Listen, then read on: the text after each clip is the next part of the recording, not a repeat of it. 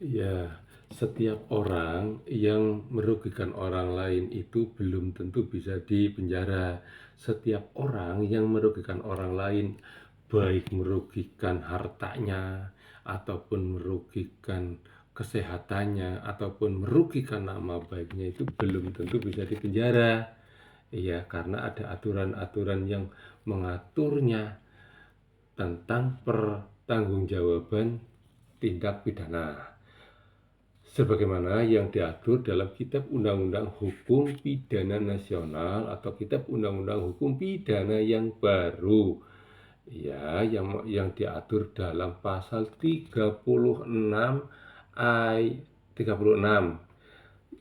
Dalam pasal 36 itu berbunyi begini, ayat satunya, setiap orang hanya dapat dimintain pertanggungjawaban atas tindak pidana yang dilakukan itu karena kesengajaan atau karena kealpaan.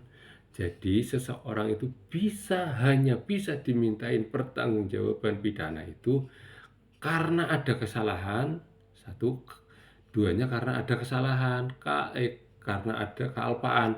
Kalau kesalahannya itu tidak terbukti, ya tidak bisa, walaupun ada kerugian. Ya, dalam ayat selanjutnya, yaitu ayat 2-nya, perbuatan dapat dipidana merupakan tindak pidana yang dilakukan dengan sengaja. Sedangkan tindak pidana yang dilakukan karena kealpaan dapat dipidana jika secara jelas, tegas ditentukan dalam peraturan perundang-undangan. Jadi kealpaan itu kalau tidak ditulis di dalam unsur pasalnya itu tidak bisa dipidana.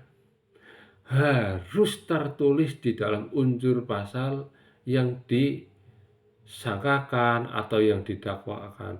Kalau tidak ada unsur kesalahan ataupun unsur kelalaian, itu tidak bisa dipidana. Sekarang diketahuinya, oh dia karena bukan salah, tapi karena lalainya seseorang mengakibatkan orang itu luka ataupun orang itu merugi sehingga nama baiknya ataupun nama baiknya tercemar.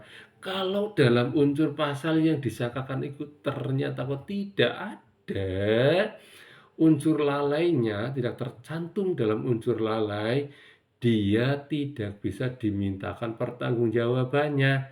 Akan tetapi sengaja itu walaupun tidak tertulis di dalam unsur pasal, setiap orang dengan sengaja, tidak tertulis dengan sengajanya, tapi itu wajib ada walaupun tidak tertulis. Tapi kalau kelalaiannya wajib tertulis. Kalau misalkan orang itu mau dianggap orang itu lalai, itu wajib tertulis di dalam unsur pasal.